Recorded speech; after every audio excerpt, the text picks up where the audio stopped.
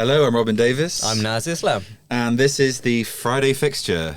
Naz, how are you? Happy New Year. How was the holidays? Happy New Year to you too. We've not had an episode for about 4 weeks, which is unusual for us. And you know what, Robin? I've been itching. Itching to get back at it. There's been so much that's happened. I know. There's a lot to talk about in this episode. Much to talk about. We've got some guest presenters in the studio today. We've got Alice. Hello. And we've got Oli. Hello. Do you want to tell us a little bit about your teams just quickly? Oh, okay. Big Palace fan. Have been a Palace fan for a very long time. Got into it because my dad and my brother are kind of fanatics, so they're in the Homesdale chanting every game. I've been there a couple of times. I got a little overwhelmed. I prefer the Arthur Waite, have a sit down, watch the game. But yeah, big Palace fan, have been following them since I was very young. So, you can always go to Fulham if you want instead. It's a bit more civilised. A bit more boring. Yeah. But yeah. Ollie? I'm an Arsenal fan and have been since I arrived in England, which was 2018. I mean, of course, I followed football before then. But when I wasn't in England, I had a Mexican team. I'm from Mexico. But you just abandoned them now, is that No. It's just we're just a bit shit. Yeah. Your Mexican team is who? Unam, very good. Okay. Good, yeah. Good team. Great team. Yes. The best. How do they compare, Arsenal and your team? Well, not at all. Okay. Because Pumas won like maybe 3 or 4 years ago. They won the league, but then they've just been diabolical since. Right. It's a university team, so they get like university funding. Oh. So they don't really compete with like the big team, like America. Fair. It's a big team. Okay. Interesting. Okay. Well, sadly, we don't have enough time to talk more about the Mexican League, but we will, next time you're on the pod, Ollie, we will definitely talk about that in more detail. But I feel like there's a lot to cover this week, and probably not enough time, sadly, Naz. Absolutely. And Alice and Oli. But yeah, Naz, obviously AFCON. Mental final. It was an absolutely bizarre final, wasn't it? Can you give us a little summary? And I know that you were also watching the game in a pub, so can you give us a bit of a What a place to start, Robin. What a place to start. I went to Box Park to watch the final, and it was rammed. When you say Box Park, because there's like 5, isn't there, in London? It was Shoreditch. Shoreditch, okay. And it kind of felt like the entire Senegalese and Moroccan population of the United Kingdom had turned up, because it was like insane in there. People on the tables, everyone chanting with their flags and all that. It must have been a nightmare. I saw a video. It looked great. It was a good vibe. I went in back in Senegal to that because of the Sadio Mane connection to Liverpool. But yeah, it was honestly one of the most mental experiences in terms of a football match that I've ever experienced. I mean, where do we start? Well, I was going to ask you about the disallowed goal for Senegal to start with. I mean, that looked pretty soft. I mean, just quickly, yes or no, was that a penalty? Well, the thing is, that's regardless of whether it was or not, it is the decision of the whistle being blown. So, fair enough, and not giving the opportunity to go to VAR. Because you would really want your referee because it's such a tight moment right at the end of the game. You need the referee to just be like, let the play go, let the goal happen or whatever. Yeah. You're in the box, it's all over the place, let it happen and then sort it out after. He was too quick with it. He was too quick with it, and then ironically they were too slow for the Moroccan decision, weren't they? And also obviously what we're going to talk about with the manager of Senegal and the rest of it. That penalty for Morocco was not a penalty either in my book. I mean, you see them given, right? I've seen those given. Look quite soft. And then obviously you had the delay for 20 minutes whilst the manager, Pap Thiaw, hauled the players off, sort of demanded they come off the pitch. I was trying to think like in terms of football rules and laws, if you leave the pitch, is there a period of time where if you just leave, can the opposition just score a goal? Do they win by default? I don't really know. How does it work? I've never seen it happen before, so I don't know what the rules are. I don't think there are any rules. I think it's just in the referee's hands, I would say. But how much do you reckon? Because obviously the referee felt incredibly pressured in that final, and that's probably why that he made the decisions that he made. But I mean, it's not helping the match fixing allegations for this whole tournament from Morocco. But how much do you reckon he was just I can't do this. I can't have... he's probably not making it to the airport. I did think this. I was there like a penny for the thoughts of this guy, especially when the players were off the pitch and like the manager's saying one thing and he's in the middle of all of this and I'm just like, this guy must want to go home right now. No. Like, I know what happened. He got a private jet with Brahim Diaz and he was fine. He managed to get out of the country safe and sound. They split it on Monza. Speaking of Diaz, any sympathy for him? Do we feel bad for him? For Brahim Diaz? Yeah, I was about to get onto that. So that penalty was an absolute disgrace, wasn't it? Like, I mean, A dink. it was like you know when you play FIFA back in the day and you do like press circle and R1. I was a PS3 kind of man, so that's why I can't reference the Xbox controls, but like, and it dink it, and then you do it by mistake and it would just go to the goalkeeper. That's literally what it felt like. It didn't feel. I don't know. I was trying to figure out in my brain, like, was it deliberate? Did he actually mean it? Was he feeling bad for Senegal? Was it the time that he had to wait, or was it just like the sort of confidence of the player? He wanted to aura farm. That's what it was. 100%. He thought he was Zidane. He was trying. Yeah, thought he was that's Zidane. what I think. I think he was going for But the it wasn't coldest a moment. skillful dink. It was like was very. dead. But that's the thing. If you're going to dink it, put something behind it. Yeah, That was a weak dink. it was. It kind of gave me, was it Pathetic. Roberto Baggio kind of vibes? Mm-hmm. You know, where he, like, it is the moment for your country, Yeah. and you do that, you miss a pen. Mm-hmm. Obviously, Baggio was, you know, it's a slightly different. It's his penalty, you know, but I cannot imagine what was going through in his head. I do feel bad for him for missing. It's horrible for him, but also, come on, man. Brought it on himself. He did bring it on himself, Yeah. but then also you have to factor in, like, did the fact that Pacquiao took the players off, that was a big factor in maybe why he made that decision to try and score a penalty in that manner. I don't know, because if it'd just been like 5-second delay or whatever, or 10 seconds, he probably just boots it in, top bins, and then the game's over. I'm not sure whether Morocco would have deserved that as a result, because I feel like Senegal were probably the better team. Maybe not in the tournament, but in that game I felt like they had the better chances. Also, but yeah. I mean, Brahim Diaz is probably the most informed player in that tournament. Yeah. I mean, he was- he's golden yeah. boot. Player of the tournament, you'd probably argue, right? Yeah. Yeah. So kind of a crazy decision all around. Yeah, it was mad. The other thing I wanted to mention, just in terms of karma, is like Towelgate. Naz, I think I sent you some videos of like during the whole tournament. I didn't realise this was going on. I saw it afterwards. But like some of these, like they were like spies for like the Moroccan team, like stealing the towels, stealing the gloves. Like what were they doing? Like this is crazy. Like, we've spoken on the pod before about the housery, and you know I'm here I for love it in I a think way. It's so fun. The drama is like kind of hilarious. Like yes, it's petty, and you know it's kind of taking it a bit too far, but also anything to get an advantage, right? And I'm like I do kind of find it hilarious. Like, and it didn't work. So that makes it even funnier, you know. They must be gutted. Their whole strategy went out the window, didn't it? They were fuming. But yeah, I feel like I'll go around the room. Like, do we feel like the team that won the game did win the game, that deserved to win it? What did, in your opinion, Alice? You think Senegal were the better team? In that game specifically, yes. Yeah. Probably not in terms of the tournament as a whole. I also am biased. Is it SAR's team? Okay, yeah, fair so point. it's a Palace boy doing good. I enjoyed the memes of like Sarr like entering the room like back at Palace after winning the cup. Like what the hell was going on here? But we'll get into Palace later. But yeah, So Oli? yeah, I do. Yeah, 100%. I mean, I think, especially the more you hear about it, the more you feel like Morocco did not deserve to win, just as a country. But also, I do think that Senegal just played way better, for sure. Okay, Naz? I think Morocco will have the opportunity in years to come. They play really, really good football. I think it's just a shame because it being their home tournament that they'll feel really gutted about that. And it's just it's a crazy point really to think about how close Brahim Diaz was to being like immortalised in his country, and instead in one single decision he's gone from that to like never being able to show his face. Oh, I wouldn't go that far, but I see what you're saying. I For mean, the The time fans being, are passionate, Yeah. so I wouldn't be surprised. I wouldn't be surprised actually, because obviously World Cup. Yeah. Do you reckon he makes it in?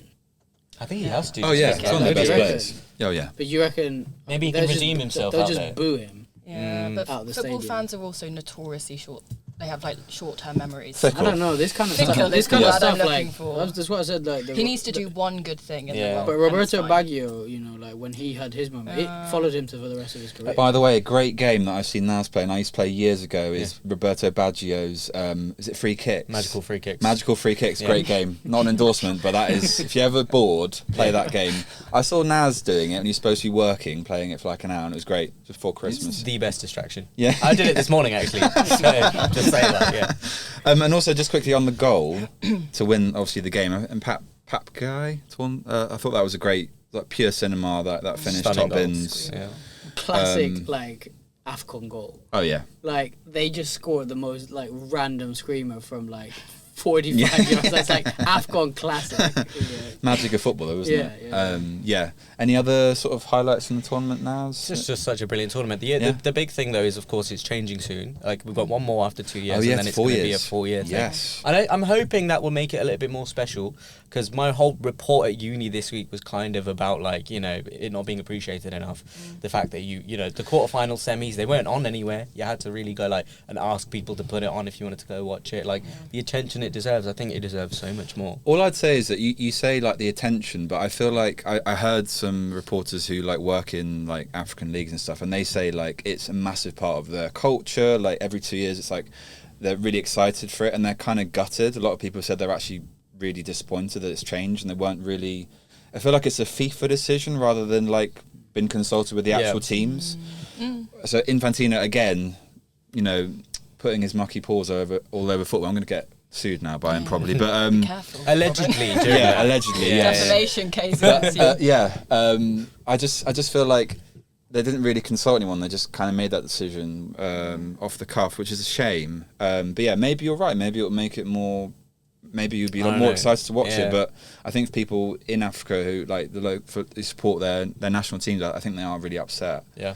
So yeah, It's definitely been done with a view to not affect fixtures in domestic leagues and take the African players away as well. Which definitely does make sense. I mean, like, well, you look at half the Premier League teams, just like Yeah. Yeah. not having 7-8 players, isn't And- I mean, we've also- suffered as a result. Well, exactly. Yeah. Well, we'll get onto that. But I feel like it's as well like the addition of the Club World Cup as well. Like there's all this other club football to play as well. Yeah. There's never really a summer free. I know it's obviously a winter tournament, but the players are knackered, so maybe it's a plus. But I still think So many other things we could talk about. We could tie this into so many things. yeah. But sadly, we don't have that much time, so we're going to move on, unfortunately. So I thought we'd move on to chaos now. We had chaos a little bit at the AFCON tournament at the end. Yeah.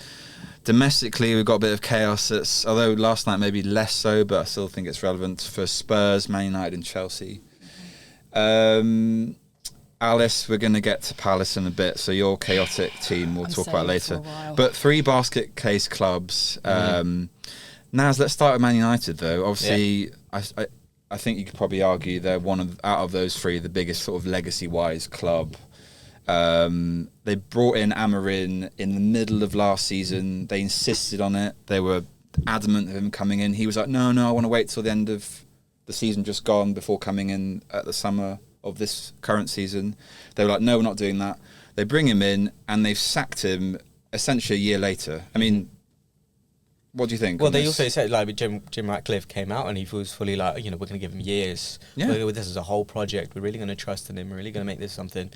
And then he's just out the door. But again, he's made his bed and he had to lie in it because he just came in and started like just slandering the hierarchy. And you can't do that to the people who are lying in your pockets. And obviously, it was just a step too far. And you know what? He doesn't look like he's really suffered that much because the photos of him with his shades on with his wife and 10 million extra quid in his pocket, you know, it's not the worst. I've never seen a man look so confident walking through ice and snow in my life. Like, I would be like sliding around. He's like boss man, just walking through it like it's nothing. Like, yeah, fair enough to him. Yeah, guys, what do you think on Man United situation? It's kind of crazy, right? It's a bit of a weird club at the moment. I think. I feel like there's a curse, slightly, and I'm looking forward to seeing who's going to take it potentially back to where it was. But yeah, I mean, I think he sort of, fucked up, essentially, at the end and kind of needed to go. And I think he was probably wanting to get out as well. So, Oli? Well, I think it's a weird one because when you look at he's maybe not as weird as Chelsea sacking Maresca, but still, That's on my list to talk. Yeah, I still think like it's kind of weird that you sack him for doing exactly what he said he was gonna do. Yeah, that's true. And then the three at the back, you mean? Or yeah, do you mean, yeah. well, like okay. you know what he plays, the style of football that he plays. That's why you got him. Mm. And then you've sacked him basically for complaining about you not letting him do that. And Yeah. then I think it is. I agree with Alice. It is a curse. I mean, Ferguson's like shadow is forever on that club, and the big issue is that there's this kind of pull from management to be like, no, we want to have more control. But then there's also this culture of probably the most powerful manager ever in Ferguson. Exactly. And Amorim was like, well, are you going to give me that level of power or not? Well, it's never going to happen. I mean, there's some great examples. I mean, Ben Foster did an interview the other day where he was talking about how much power Sir Alex Ferguson had, and he essentially ran everything. You know, admin to, you know, the story that he brought up was like how the players used to be told that if they were living in digs, like academy players, they'd have to like learn how to cook for themselves. And apparently, Sir Alex Ferguson would monitor how well they were doing at cooking. I mean, like everything. This guy would run everything, which obviously wouldn't happen now. You've got all these different roles and responsibilities and all these corporate jargon roles that people are brought in for. So yeah, it will never happen again, I don't think, in modern times. Yeah. I mean, this is what Amram was talking about in terms of just the changing structure of clubs, where it's like, because they're so business-like now, it's whoever hires you, they're the ones that will decide, you know, who's in charge of all of this. And then you look at like the teams that end up actually doing quite well are the ones that have the manager who's kind of got everything under sort of their watch, and it makes a difference clearly. Like look at Pep. Yeah, You exactly. know, Pep is very clearly given free reign of most things at. Well, they lost the bird of Glint. There's still really no suggestion apart from that crazy guy that used to be on the Sky Sports suggesting he's going to get sacked. Forget his name now. Yeah. Andy Gray, is it? Not Andy Gray. The other guy used to do it with him. Richard Masters, is that his name? I don't know. You said Richard Keys. Richard Keys. Sending He's on shots Sky at Sports. Sky Sports. He was basically Another he now defamation he now works for one of the Middle Eastern sports channels. He was claiming that Pep was going to get sacked this week, which obviously I don't think is going to happen. But it is the same. The most successful clubs are the ones that have a balance between the manager and management, because it is strange. I think that there's a lot of clubs that feel like, you know, there's this whole thing where it's like, well, okay, the manager's still the front man, but they have a lot less power and influence than they used to have. So it's kind of like, well, why am I having to go up there and make, you know, apologize for decisions that I had no part in? You know, if it's a managerial if it's like a management decision and you're not getting the players that I want, and then I'm still having to take the brunt for us not doing what I want to do, why isn't, you know, somebody in upper management coming and doing more press conferences? Well, to that that's point, their role, like no. That's kind of within the contract that you're the As public-facing a manager. person of the club. Right, and but- therefore, you have to carry the burden when it goes wrong. No? But at the same time, it's kind of an unsaid rule that you also have a certain amount of power. And I think the issue is that more and more, I mean, you're seeing it now at Chelsea with Rosinha. Like, it's frontmen, really, for management. to add to that point, I mean, I don't think they are managers though, Ollie. They're first team coaches now. I mean, Chelsea is a great example of this. We'll talk about it in a second. You don't really get hired these days as, you know, your job title being manager. It doesn't really work like that anymore. Like you say, you've got all these like people from the top down kind of telling you logistically, like, this is how you want to play. Where I think United have really fallen flat is they brought a guy in, like you say, who wanted to play this specific formation. This is the way I play. I'm not changing it.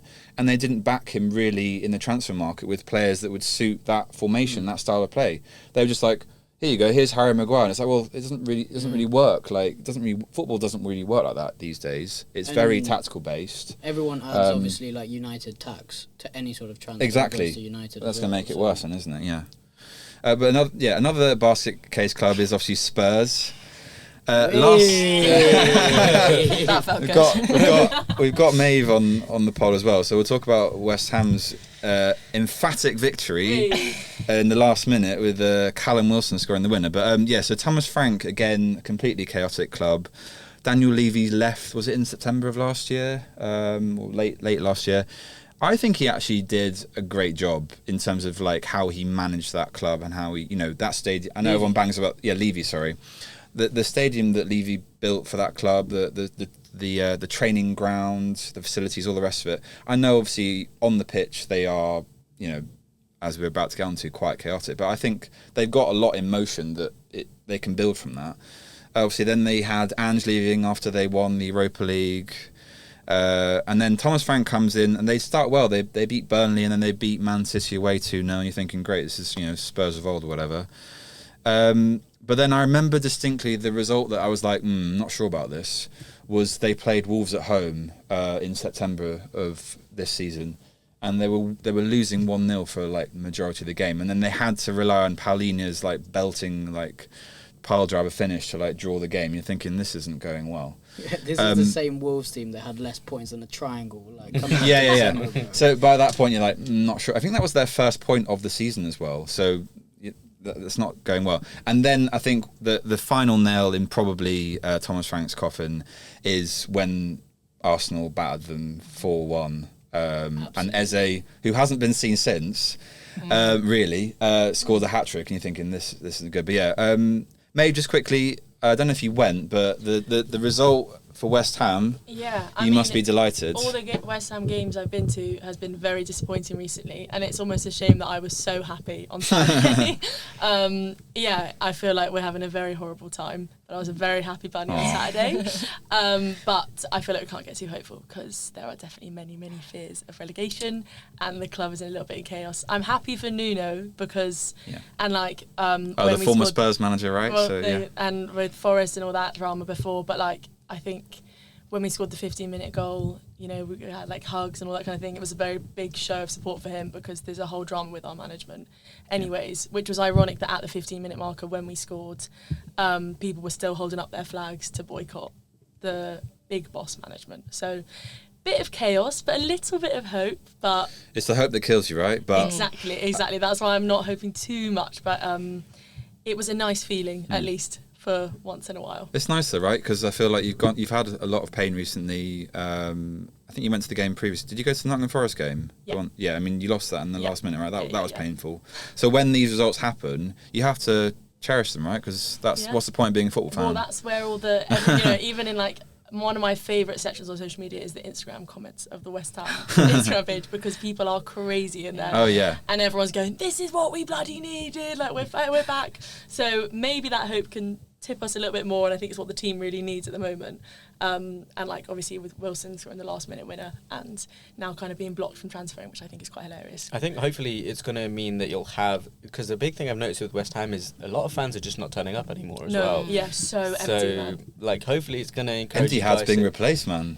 Pardon? The empty hat is being replaced. Yeah, exactly. Like, hopefully that. Sorry, that was mean. Because I think it's a big thing. Like when teams are doing bad, the one thing they really, really need is the fans to keep them going. If you're having a relegation battle, for example, you aren't going to go anywhere if your fans are not believing that you're gonna survive the job. If your fans are leaving 10 minutes before the game's over, if they've all given up on you, then you're not really going to get anywhere. I was going to say, I think the slight issue for West Ham is, had you had this season that you're having now last season, you'd have been fine, because the three teams that went down were absolutely diabolical. Totally, whereas this season you've had the promoted sides who look really strong, really well, and ironically you're playing one of them, Sunderland, this weekend, 12:30 kickoff. So that's kind of the only negative of like, you need other teams being poorer than you, which hasn't really happened, unfortunately. Which is a shame that you should just bank on other teams rather than banking on us being good. But hopefully onwards and upwards.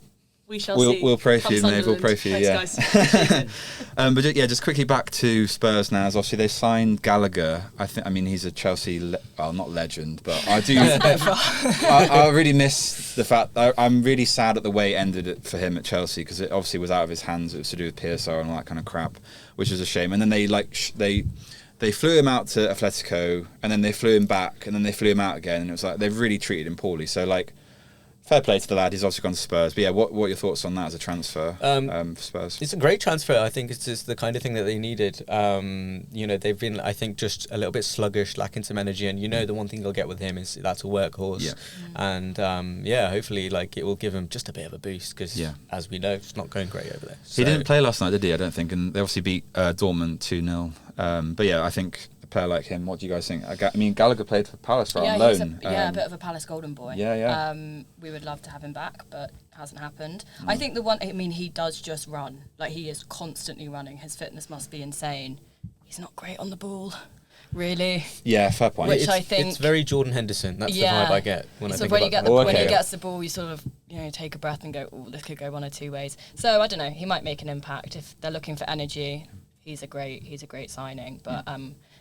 quality on the ball, I think he does lack a little bit. Do they really need, they kind of don't really need somebody that's good on the ball. Yeah. I feel like they do need more of the energy. Yeah, the Actually, energy you know is what? good. Spurs don't need anything. Let them let them stay from whence they came. Yeah. Well, Oli will probably be hoping they go to Burnley away that they'll obviously get battered by Burnley, so we'll see. So yeah, they won last night, so maybe this is a turning Frank corner. with his back against the wall, he might be all right. Yeah. Okay, well, another basket case club is Chelsea. Come on. Oh, okay. So obviously, I'll give my thoughts. I think I'm not really sold on I don't want to mispronounce the name. Is it Rosnoir or I just say Rosenior. Rosenior. Yeah. So some of the stuff that's come out in the press is a bit worrying. The Lego, the man age. Yeah. The stuff that they've tried to push out about him having this great tactic of passing out the back, which... I mean, that's not new, so it's a bit like I'm not really sure what the narrative is here. I think the problem is there's a lot of Chelsea fans that are forgetting how good they have it. I've seen Chelsea play on a sand pitch, so I've seen before, and then obviously most of my life's been Roman Abramovich, and then obviously now we've got Bluco in. So you've gone from the kings of Kings Road, and you've obviously got Drogba, Terry, Lampard, Cole. And now it's kind of transitioned to this young up and coming players. It's a whole different club now, yeah. Palmer, obviously, is amazing and could go on to be amazing. Esteval, for example. Yeah, I mean, Naz, what do you think on it as well? I mean, those are kind of my takes. I feel like it's patience with young players as well. Yeah. Chelsea, for me, they're the ones that I think are, I suppose, doing the best job in terms of the business model version of the way that football teams are becoming now. The spreadsheets are great, mate. It's going really well. They've definitely got the premium spreadsheets. Honestly, I'm genuinely quite impressed by it. To add to that point, just quickly, they started advertising this thing for away days in the Champions League where you can spend $7,000 per ticket to then meet some of the players before a game. They're really going in on the sort of corporate side of it, which I don't think has gone down particularly well with a lot of the fan base. The thing is, if it eventually, in a way, obviously, I don't want Chelsea to do well, but I kind of want to see them do well just so I can see the experiment work out. I just want to so it does work. Because I like the whole, multi-club ownership way that they brought Rosenior in. Do you like that element? I'm here for it because I like the sense of giving your sort of managers that are still under your employment a chance to earn their way to move up, because what happens obviously is a big manager gets sacked, and the first thing the team does is look at the other big managers who are elsewhere. They're getting the potentially out of work. It's nice that it stays sort of in house, and I think because at least say Rosenior's rubbish and it doesn't work out, at least they've given him that chance. And I don't think if he's not associated with Chelsea in any way before this, I don't think he's getting that job. So it's nice, I think, that he gets the opportunity. And then, in a similar sense, I'm very much here for this sort of, young players. And if it doesn't work out, get the profit and then move it on as well. I'm here for it. I just want to see if it works out. I don't think you'll be very popular in the Chelsea pubs saying that kind of stuff, but I can sort of see I won't it be from in there. I can sort of see it from both sides. I think the way Maresca behaved was pretty unimpressive. The way that he was supposedly going to speak to Man City, Juventus, all the rest of it, that's not great. So maybe, and also the football. I mean, I watched all of the live games. The football under Maresca at times was pretty bleak. Especially if you were playing a supposedly lesser side, we just couldn't.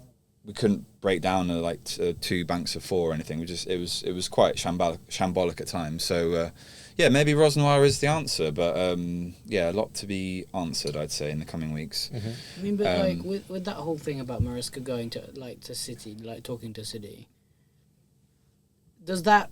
I mean, he is kind of like Pep's replacement. He's the perfect candidate for that. He literally was part of It the looks like team. him as well, doesn't he? A little bit. Yeah, So, yeah. the chrome dome is developing. Yeah. The brightness is coming up.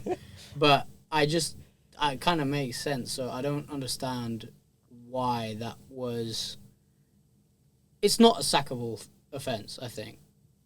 It's not. I It's don't not Oli. think- But if you heard that Arteta had been speaking to Man City, maybe not this season. He's been linked to Madrid for the past 3 or 4 seasons. But all fans are quite selfish, right? So from your perspective, you'd be quite irritated by that, right? If you heard that. So I think there's a reason why a lot of Chelsea fans were like, well, we're not having this guy now. Yeah. And then the timing of when that came out, we just lost to Leeds away as well. So like, it was all just a recipe for like, this guy is getting sacked at some or leaving, whatever. So that's inevitably what ended up happening. So yeah. He's got a transfer. Like every other Chelsea player this season, in and out. Yeah. Sorry, Alice. Yeah, just quickly, beyond the football and the strategy that he deploys, it's also important he's a young and black manager. Yes. Yeah. Like, I was about to say people that. aren't talking about it as much, but that is important, especially in the Premier League where you don't see that much. No. And it's a London club. It's in a diverse area. It's not actually in Chelsea. People often think it is, but it's not. So yeah, I think that's an important thing to see as well. Maybe show some developments in the Premier League, looking elsewhere.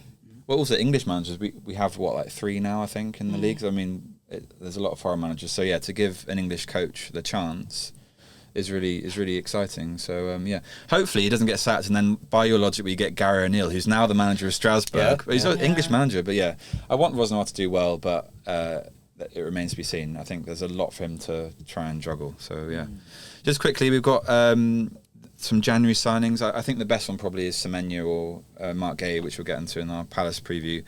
Yeah, Naz, any sort of ones that stand out? There's not been that many because I feel like a lot of clubs, for PSR reasons, are not really doing that many transfers. But yeah, any that spring to mind? I mean, those are the main ones, right? And Yeah. I think City have done a really good job, like getting those players in. So But yeah, annoying. So annoying. but like Semenyo as well, like I think he will be massively impactful for City in terms of like he's already hit the ground running there, so I think he's going to be really big for them. No, maybe we've got Tati Castellanos. I love Obviously him. scored the winner, extra time win against Great QPR. pronunciation. Yeah. Was that correct? I also love that he's got like a gorgeous name. It's like Valentin Castellanos or whatever. Oh, and then okay. all the West Ham fans just go, "Oh, Tatty." It doesn't have as nice a ring to it. I think I butchered it as well. So yeah, I'm part of that. But he's great. I'm happy with him. I like him. But yeah, Alice, obviously, this links quite well to obviously the preview for the big game on Sunday, Crystal Palace versus Chelsea. But firstly, let's talk about the transfers in or out, obviously with the manager as well. You've obviously brought in Brennan Johnson, who I think there's a player in there.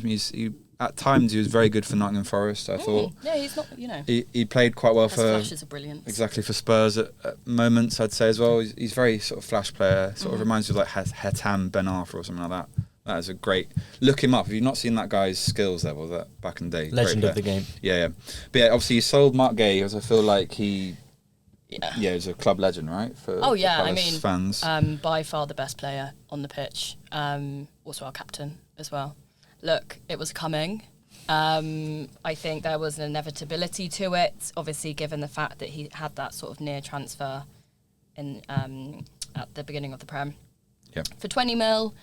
It feels a little cheap. I was going to say it's under market value, well, right? but if we were looking to sell him in the summer, we wouldn't have got anything because he's out of contract. So, I mean, I think we were clutching at what we could get. Fair enough. I think looking back, we probably should have pushed for that transfer. In the summer. But that was in the Glasner though summer. that really shut it down. I know. Yeah. But, it's clearly there's tension between management and ownership, and this is It's just a shame he decided to be maximum petty in the summer, and Liverpool could have got him, but no, he decides to do it now. Okay then. I know. Can I just make a point though about Glasner? Because there's been a few comparisons made with obviously the manager at Bournemouth, and how a lot of their players have been sold in the summer, and also there's talk of Senesi going to Chelsea maybe.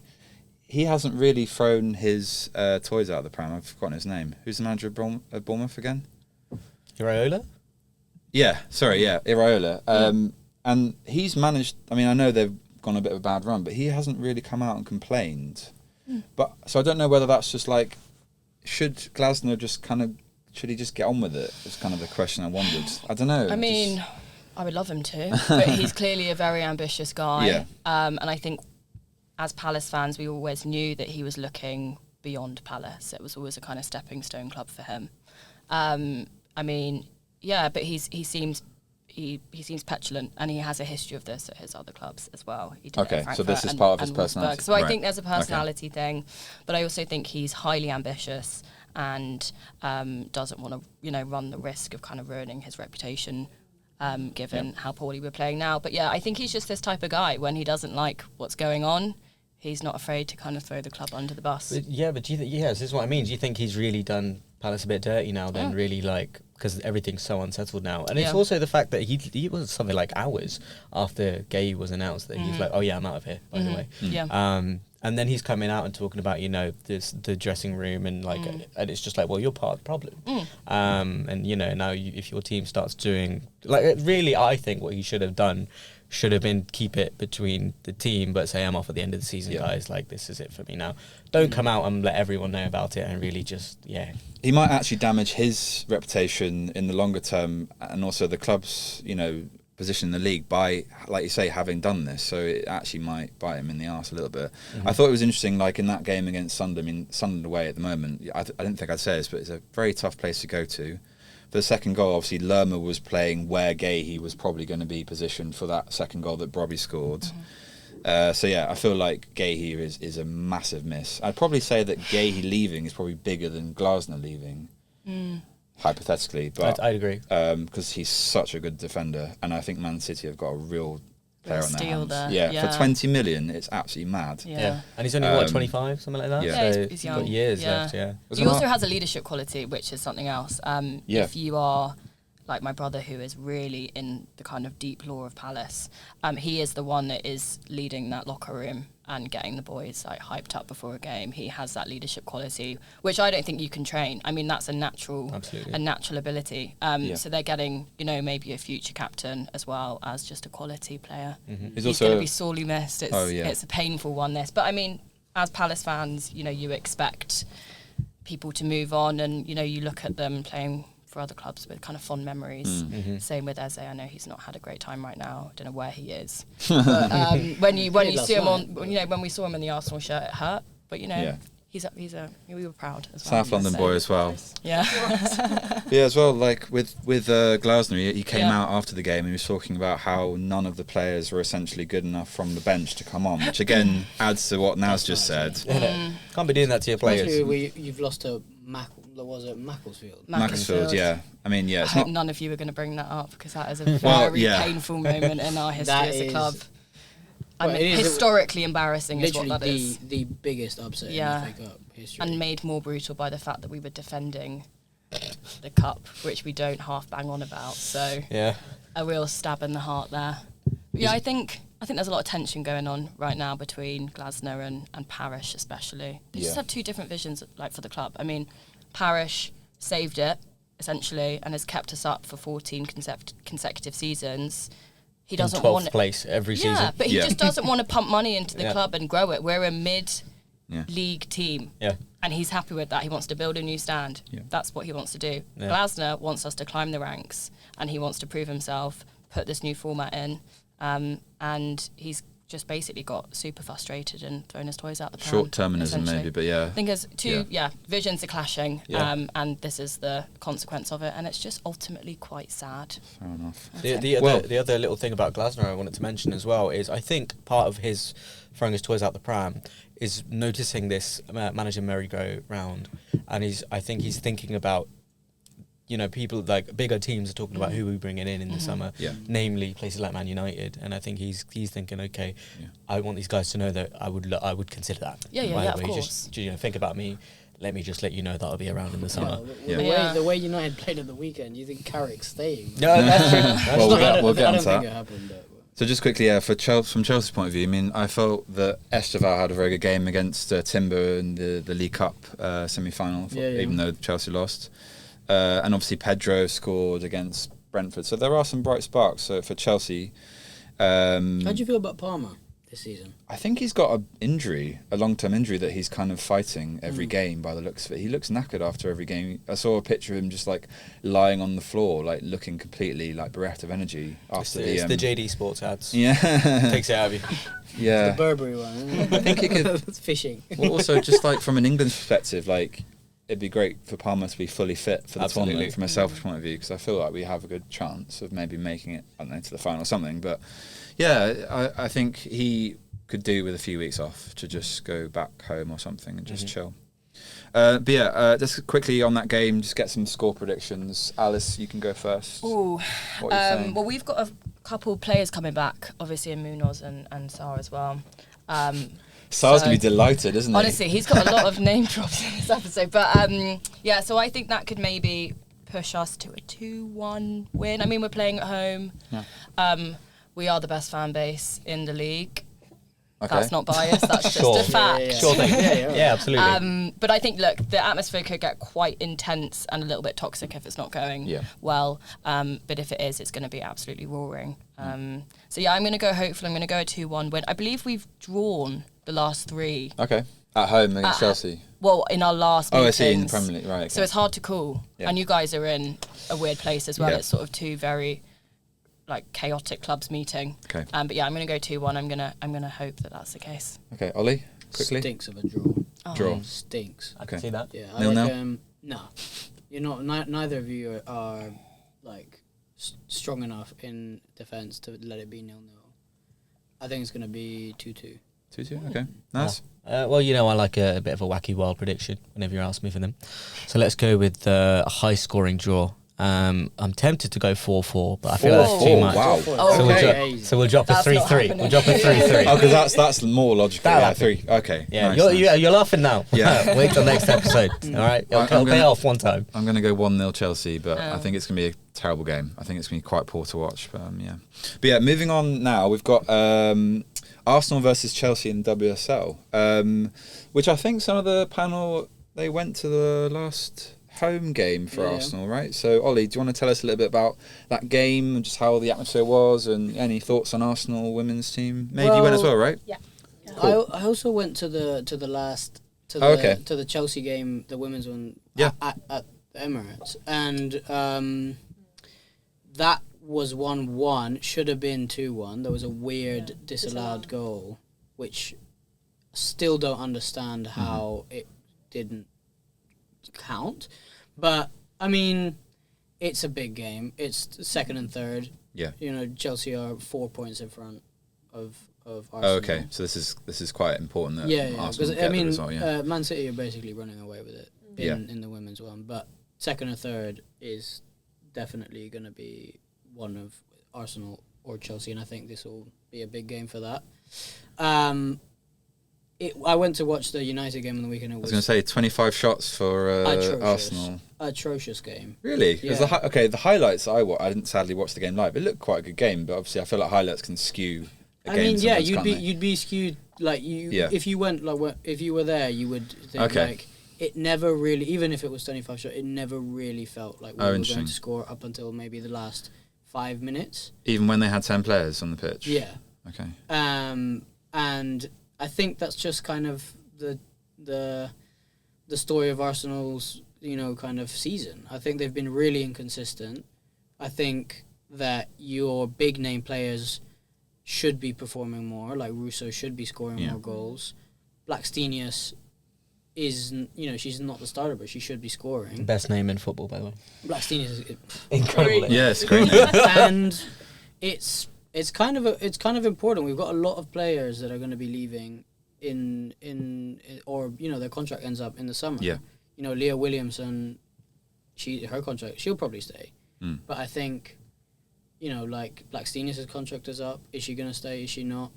They are. It is. You know, it is the most profitable club in Yeah. women's football, which is, you know, I think probably speaks well to whether they're going to stay, these players, or not. Yeah. But you I- want more. I mean, they won the Champions League. And Yeah, that's you true. know, That was only last season, wasn't it? Yeah. I feel like Arsenal women's team have a massive legacy as well. I mean, I remember as a child, like the only game, sadly, not that I agree with it, but the only game that would really have a big note in women's football as a child that you watched on the TV was the Women's FA Cup final. And Arsenal would often be the team that were winning that game. Yeah. So yeah, they haven't quite matched those levels apart from obviously last season when the champions. That was which is obviously incredible. It was kind of fluky. I mean, we played really well in the final against a Barcelona team that hadn't lost since I think February. Yeah, it came out of nowhere. Yeah, but it kind of, I don't know. It's one of those ones where like we're still great. We're third, but did it maybe cover up some issues? Yeah. We are rebuilding. I think it's a club it's a team that's rebuilding. I thought Kim Little looked really good in the FA Cup game. The win was it against Villa in the cup, wasn't it? I thought it was a nice assist for Blackstenius. Yeah. For 1-0, that was a nice goal. And then she got a goal herself to make it 2-0. So yeah, she's obviously on form. Yeah. Chelsea's side of things, obviously under Bombastor, seems like they lost their first game in I've written down 585 days before Christmas against Everton at home. Yeah. Which is a mad record, by the way, in men's or women's football. That is crazy. But since then, it's obviously gone a lot better. Hannah Hampton's come back. Yeah. Lauren James looks like still such a silky player from the games I've watched recently. Yeah. Sam Kerr as well. I was about to say that. Sam Kerr being back. What a monster. The finish, by the way, in the FA Cup. Yeah. Nice slotted finish. Really nice. Lovely I still goal. remember in the Women's World Cup. When they played against, was it Spain? Australia, Spain. And she just came on. So good. And she was just straight. absurd. Yeah. Like you just saw it and you were like, what's up? Well, good for her because she's had that long injury. She obviously had the off-field. There's that court case that sounded a bit ridiculous. I mean, I haven't read the whole legal file, but it did sound a bit weird.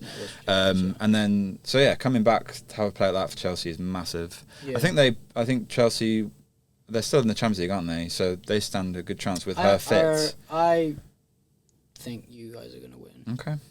And today, I think it's going to be I think it might be a tight game, but I think it's going to. Another player that I really enjoy watching, and again, I'm mispronouncing everyone's names, Raitan on the wing. She looks really good. Yeah. I think players like that doing quite well for Chelsea. So I think their league form probably doesn't match their levels at the moment in terms of form. But yeah, you mentioned about Man City. I think they're probably running away with the league, sadly. Yeah. There's no chance of them dropping off then, you don't think? I mean, no, I don't think so. I mean, they've it's instead of a title race, right? It's good to have. You'd want it, but I don't think so. Okay. I mean, they've looked really, really good. Sadly for you guys. Yeah. I mean, I don't mind. Yeah.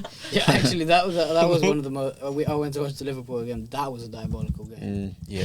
We're cooked. It's not good. It's not good. Okay, so. So what were we predicting then for that game? Obviously, Maeve, you went to do you want to just quickly talk about Arsenal a little bit, that game you went to with Oli?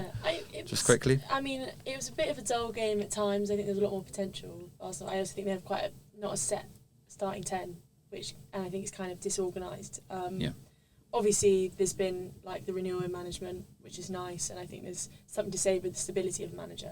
But yeah, I don't know. I honestly love going to the game so much. Are you an honorary? Is that correct? Yeah. I thought that was the case. Only women's. Controversial. Okay. Yeah, I was going to say. Okay. Glory on the. Because I'm not going to Dagenham for West Ham women's. We're bottom of the table anyway. But yeah, I just love it anyways. I think the vibe, the atmosphere. There's so many young kids. It's just really nice. I would have loved to see that when I was younger. So it's just really nice to see today anyways. As a whole, I think Arsenal are good representatives. Football, regardless of how they play. When we talk about the stadiums, I bought a ticket this season for the Champions League against Real Madrid. Okay. Out the Emirates. Well, that's what I thought, and then I ended up in Boreham Wood. It was freezing, and then I was standing ticket, and I was like, oh, okay, cool. I guess that just means that we kind of get. It's not right in front of the goals. Yeah. No, it meant standing. It was literally standing in the freezing cold. Great game. Wow. Well, if anyone wants to come with me to Boreham Wood to watch York City in March, they're very welcome because they're playing midweek as well under the lights. Big game. Yeah. Okay, so quickly score predictions. Maeve as well. Maeve, firstly, score predictions for Arsenal Chelsea. I'm gonna say probably I don't know, maybe 1-1. 1-1. Okay. Yeah, I don't think it's gonna be crazy. Personally. Naz? Arsenal are going to collapse. Oh wow! It's going to be a 5-0 Chelsea. Massive win. Okay. Yeah. It's a 2-1. Okay. To Chelsea. No. Okay, I'm going to go 1-0 Sam Kerr. That's my prediction. if she's playing, which I hope she will be. Sam Kerr as a team. It's all about As I a team. only support Sam Kerr. No players needed. No.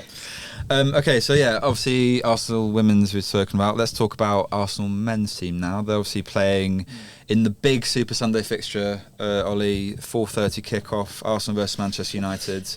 Yeah. This is probably one of those games historically, legacy-wise, probably one of the biggest fixtures in the calendar. Although of recent times, because Man United have been terrible, it's been pretty boring. But I'm hopeful, given Carrick's now in position, this game might be quite good. But yeah, Arsenal, Oli, obviously lost 2 games all season against Liverpool and Villa, which is quite impressive. But then I had a look at your stats, and like in terms of goals and assists, it's quite minimal. I'm not quite sure how you're. Is it 7 points clear? Yeah. Like, I can tell you. Okay. 10 pieces. Well, we do play. I'm not a delusional Arsenal fan. We do play haram ball for sure. Haram ball indeed. Yeah, That's exactly what it is. Haram ball, indeed. I think it. I mean, it's the whole thing that you see everywhere is we definitely play not to lose as opposed to win. I think that we're set up. I mean, you kind of think about it as like as a whole trajectory of Arteta's kind of like tenure at Arsenal. He's had to shore up a team that was woefully bad at defending, and so his whole idea is to shore up the defense and then move up the pitch. And we've tried, and we bought the fridge in the summer, and he's been terrible. Is that what he's known as, or is that just your... Well, no, that's just what I... Right, that's what you... Because like, as much as... The fridge is such a horrible nickname, isn't it? But if, like... I've heard Yakeres as well. Remember that? That wardrobe as well. That's what we did. Like, Wardrobe. I think... Oh my god. Just straight up furniture is great though. But I feel like... He scored last night, by the way, against Yeah, Inter. no, good goal. Very good goal. Finally. Yeah. But... And there's a lot to be said as to, whether it's about the way that the team is set up. Is it that... I saw this thing where, like, everyone's turning on Saka. I'm like, bro, come on. Like...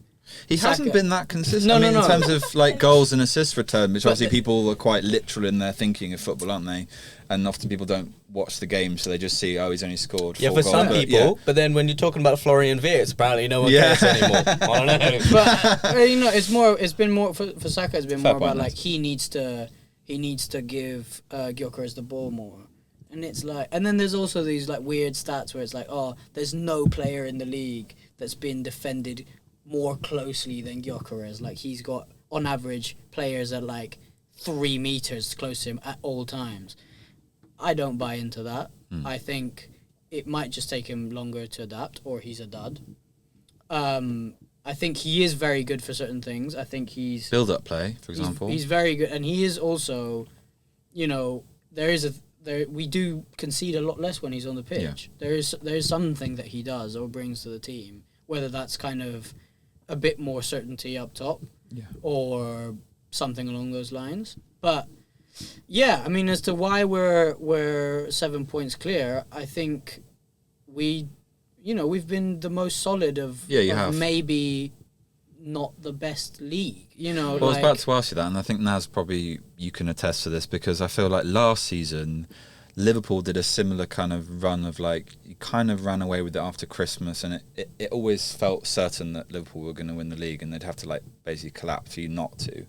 I feel like the Premier League right now, we don't really get title race anymore, unfortunately. Like, it feels like one team kind of rides away with it, and then they just kind of keep riding, and then there's not enough games left for other teams to catch up. I mean, how do you feel on that? And there are reasons for that, and this season has made me curious about it, I think, in particular, because of the lens with which I think I view my team. Because we got a lot last season of, you're only running away with it because everyone else is awful. And I didn't agree with that. I was like, absolutely not. We've just been better than everyone else. But this season, I really do think everyone else is awful. Yeah, of course. Sorry. And it's like, well, this is the thing. Like, you're going to be like, of course you'd say that. But like, everyone's managers getting sacked. You know what I mean? Like, it seems more like evidence. There's more empirical value in that statement now to be able to say, okay, like, football is uglier now. everything's about set pieces. Like, this season really feels transformative for me about that. Do you feel like all the fans are just going to cling on to that? Like, oh, Arsenal only won a league when everyone else was terrible. So. I hope they get the asterisk all the treatment. Spurs fans, yeah. I mean, that. at this point, you can say that, but we're also up for a quadruple. Yeah, I mean, that was what scares me a little bit. You do look really strong in the Champions League. And in the Champions League, we look ridiculous when we're not when we're not up against. Can I just say though, Ollie, why do Arsenal fans do this? Why do you all do this? Like all the Arsenal fans. It's spicy on the Friday fixture.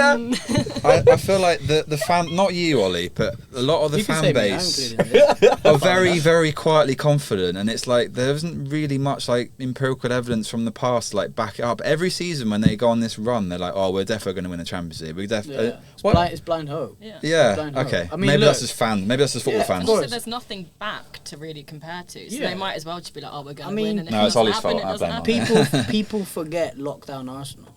Yeah. Okay. Fair point. It is some of the worst football that's been played in the Premier League in a very long time. Willian.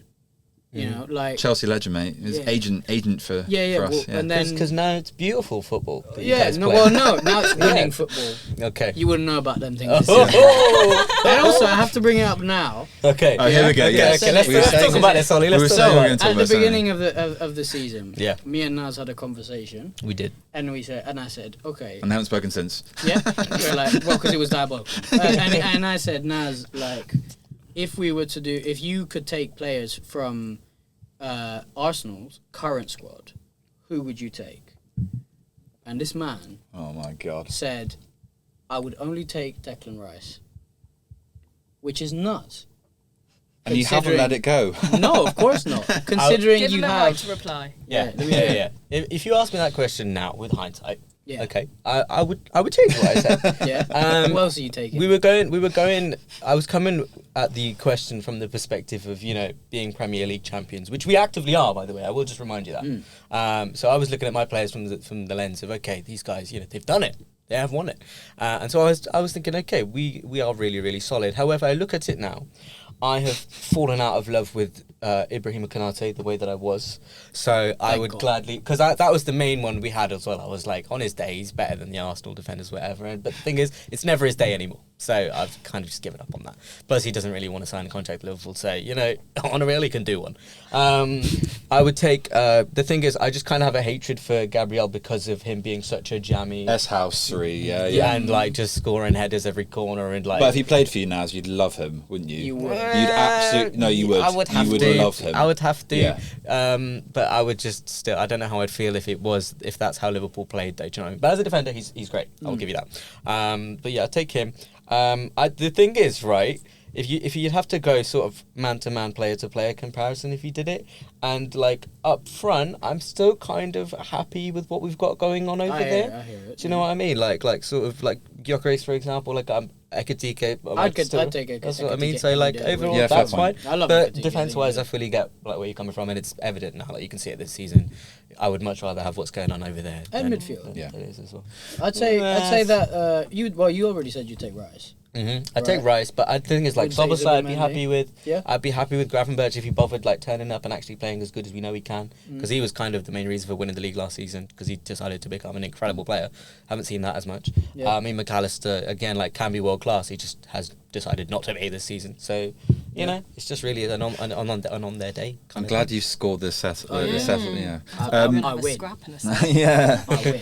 But also, speaking about players that have kind of disappeared, I mean, Eze, Alice, obviously, you're a Palace fan, so he's played 464 minutes since the hat-trick he scored versus Spurs in November. Weird. Where is he? What's happened to him? Because he's quality. I don't understand, really, because it also feels like... I mean, in the beginning, you would think, okay, well, Odegaard was having a bit of a moment. He had a 3-game run where he was really, really good.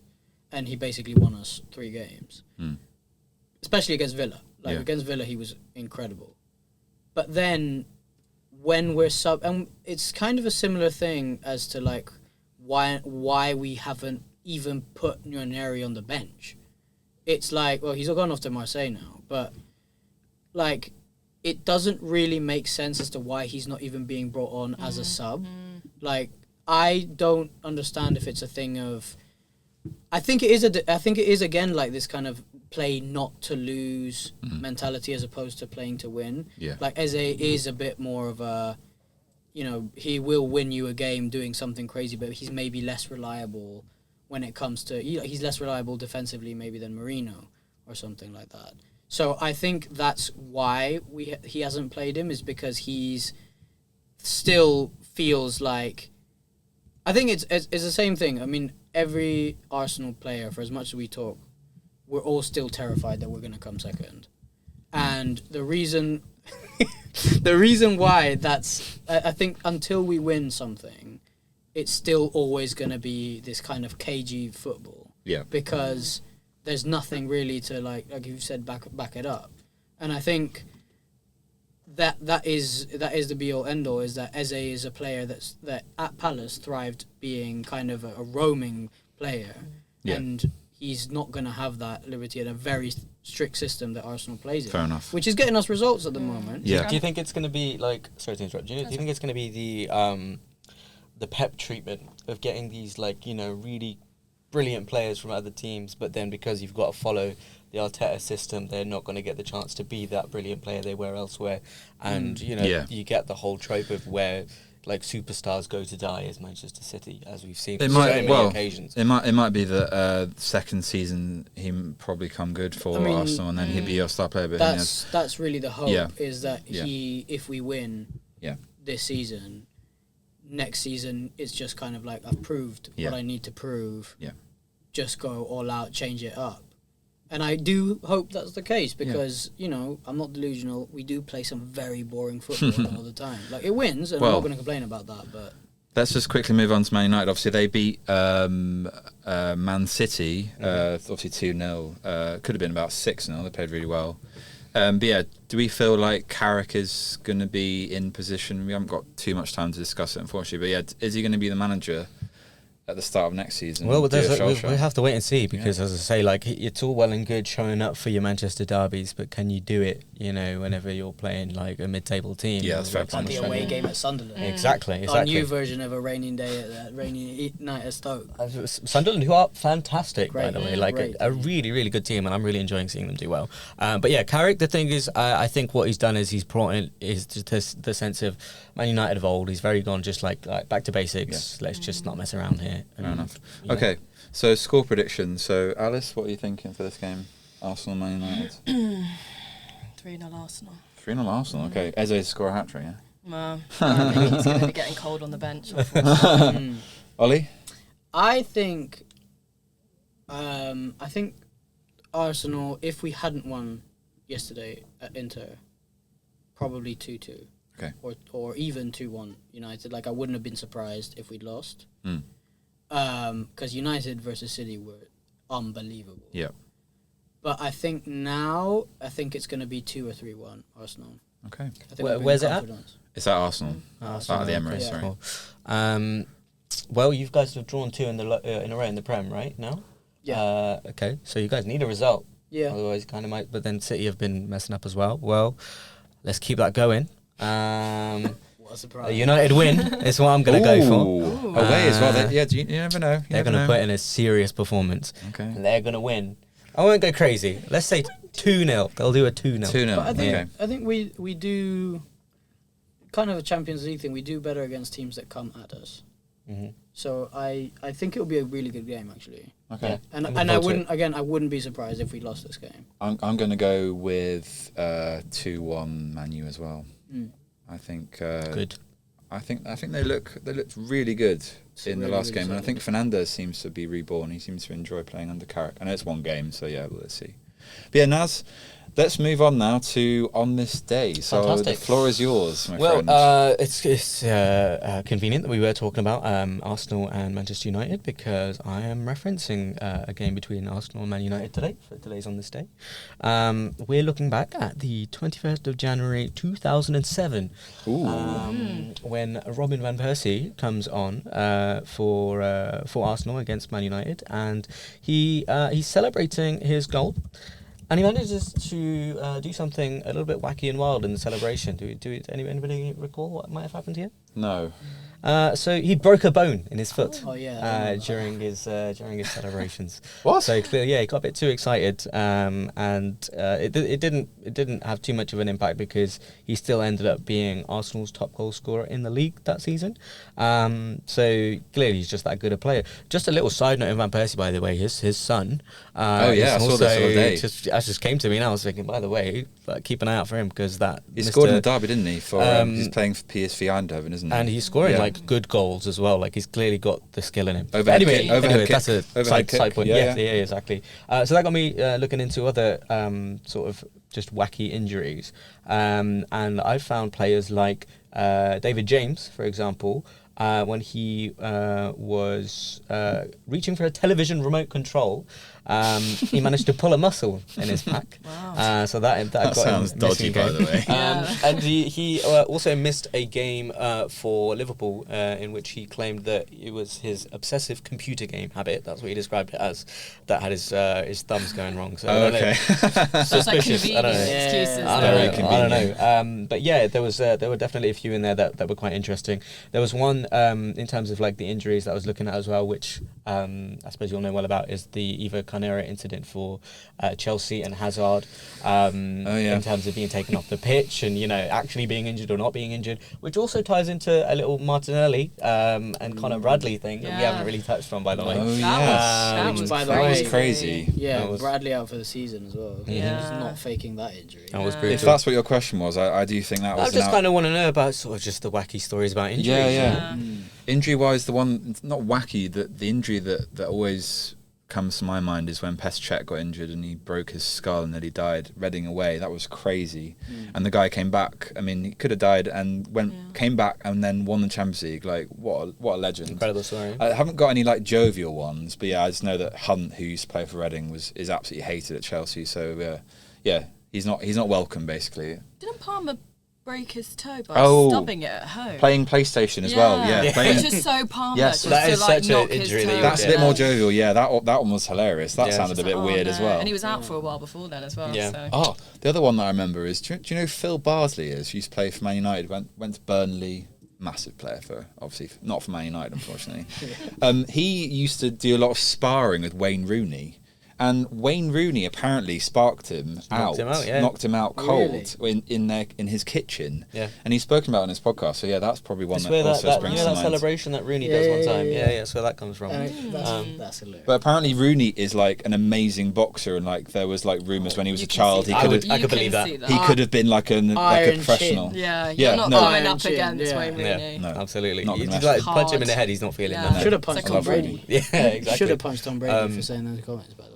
I think he should have. The other one, also funny injury I remembered when I was looking into this, it reminded me of Jurgen Klopp celebrating against Spurs, I think it was, and running down the touchline to scream at the fourth official and pulling his hamstring in the process of it. Yeah, that's an amazing video. That is a great moment as well. Or the Van Gaal one where he's faking. Yeah. That's brilliant, and he falls over. Yeah, that's great. That is iconic. That one. But yeah, just quickly, other fixtures that I've forgotten to mention. Obviously, Wolves, they're going to get their second win away to Man City this weekend. And the other game that's always good fun to watch is Newcastle versus Villa. So, another game to watch that's always really fun. On Wolves, actually, I saw this thing on Reddit the other day quickly, where it was like somebody was saying, I don't remember if it was like October, but they were like, you've never had a situation this dire at your club. We had to vote for goal of the month and we hadn't scored a goal. Was it like a training goal or something? Yeah, they were like, funny. Imagine, it was like, we haven't scored a goal. That's so sad. Oh my God. I love when Wolves do shit. I just think it's funny. Well, on that note, we've come to the end of the podcast. Yeah, thank you to Alice, thank you to Oli, obviously thank you Naz, thank you Maeve, thank you Seth, thank you Ed, thank you all to our producers. So Naz, anything you want to say? A long episode, so I hope everybody tuned in and stayed right until the very end. Exactly. Hope you enjoyed. OGs. Cheers, guys. Right, have a good weekend. See ya.